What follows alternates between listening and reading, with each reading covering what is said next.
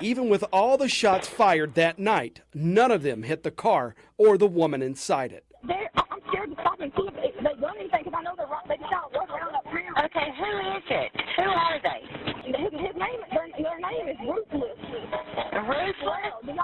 Deontay Robinson is his name, but I'm scared. Okay, what is your name? Robinson is known by many names. He's widely known as Squirrel. He's also known on the streets as Rue, short for Ruthless. Pageland police charged him with witness intimidation in July after investigators say right after the shooting, Squirrel Snapchat messaged the woman in that Evans Mill Road shooting, "Don't go to no police saying my effing name." Is you the one that called? Yeah. What's going on? I'm scared to get a pound. They went by and started shooting at the department at PPA. They started shooting in my car when I went by. The victim told police she recognized Squirrel's car and saw him casing the apartment complex she was at just minutes before he shot at her. Pageland police hit Squirrel with 2 additional charges a few days after the Evans Mill Road shooting. He's been jailed without bond since late July. No.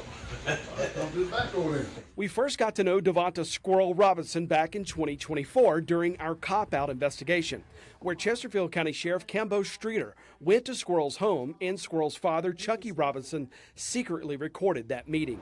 Squirrel was out of jail on bond at the time in a separate attempted murder case from 2020. His bond in that case required him to wear a GPS ankle monitor where he's tracked 24/7. You don't look that bad, man. They make out like he John Dillinger. Squirrel did. The sheriff promised several times in the recording to intervene in the state's pending prosecution of Squirrel, even disclosing intimate details from his investigators' case file to the Robinsons. Squirrel, I'm gonna do my best to get you charged. Go away. And it wasn't just the charges the sheriff promised to help get rid of. He also targeted that court-ordered GPS ankle monitor. I'll tell you, that thing right there. Yeah, it's safe.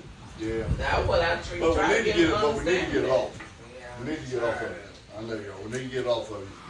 This surveillance video in the police case file shows Squirrel with that GPS ankle monitor strapped to his leg at a Pageland liquor store just hours before the shooting in July.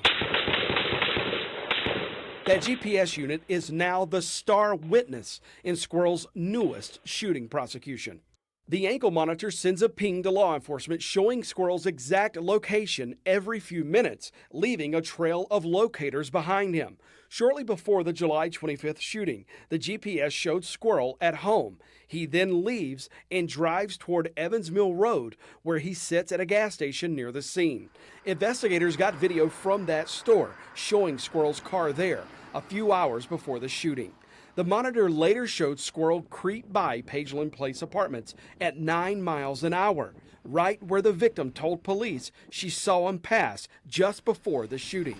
The victim told investigators she quickly left the apartments, and when she turned back onto Evans Mill Road, she passed Squirrel's car headed the other direction. She pulled over to try and fix her air conditioning and told police she had no idea Squirrel had made a U-turn after he passed her.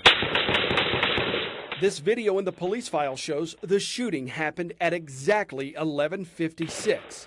Investigators say Squirrel's ankle monitor placed him right in the middle of Evans Mill Road at the same time those shots popped off. The GPS showed Squirrel made a U-turn and sped back toward the apartments when a second shooter dumped several rounds at Squirrel's car from a wood line behind the apartments. The tracking data shows he sped across the highway and 9 minutes after the shooting stopped at a home on Raymond Deason Road, where investigators believe he might have dropped someone off. After that 5-minute stop, the GPS tracking shows Squirrel drove straight home, where his GPS pinged at 12:14 a.m.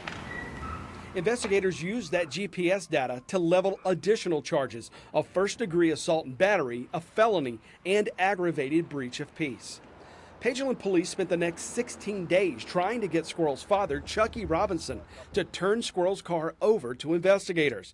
Police say Robinson delayed their efforts, claiming Squirrel's black Honda was in a repair shop the day before and after the shooting. But how could that be? Remember that liquor store video? That's Squirrel's car just 5 hours before the shooting.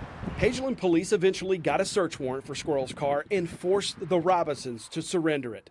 On August 11th, Squirrel's aunt, Wendy Robinson, took the car to the Pageland Police Department, where investigators executed the search warrant. Police spent an hour looking for and photographing potential evidence. Investigators believe someone altered the car after the shooting. They found what police think is evidence of a paint job. Painter's tape and masking paper still stuck to the underside of the trunk, and pieces of masking tape still left on the door handle and backup camera. The police report documented smoked out headlights and taillights, sand thrown all over the inside, something scrubbed on the body leaving a white residue, and investigators believe body panels look to be vinyl wrapped. You can even see the old paint in one spot. And perhaps the most obvious change, those factory Hyundai rims on Squirrel's Honda. Rims that look nothing like the ones on Squirrel's car in that liquor store video hours before the shooting. Investigators say Chucky Robinson admitted the car was painted, but it was painted 8 months before the shooting. And the rims, well, he took those off after the shooting to sell them. 80 days after his arrest, Devonta Robinson is still sitting in the Chesterfield County Jail awaiting a bond hearing. He won't get a chance to see a judge until early January 2026. So what does the solicitor prosecuting Squirrel think of all the evidence we just showed you? Well, we don't know because Solicitor Jimmy Richardson will not talk to us. Remember, Squirrel's cases were sent to Richardson's Horry County office after the sheriff got recorded promising to intervene in Squirrel's prosecutions. So, Squirrel's first case hit Richardson's desk 18 months ago. Squirrel was supposed to be in court last month for a bond hearing on the new shooting charges, but hours before the hearing, it was canceled.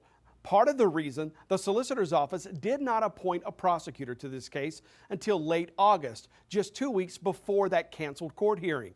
My court sources tell me the solicitor's office wasn't ready to move forward because the assistant solicitor didn't know enough about the facts and still needed to talk to witnesses. I asked Solicitor Richardson to confirm that and explain it to the public. The solicitor refused. I appreciate your questions about this case. However, we are not discussing specifics as it is a pending case in our office. We also wanted to ask the solicitor if he'd handle this case differently if this was happening where he lives in Horry County, but we didn't get that chance. Solicitor Richardson, if you change your mind about explaining this, you have my cell number. Call me. Queen City News Plus. Just search Queen City News on your smart TV's app store.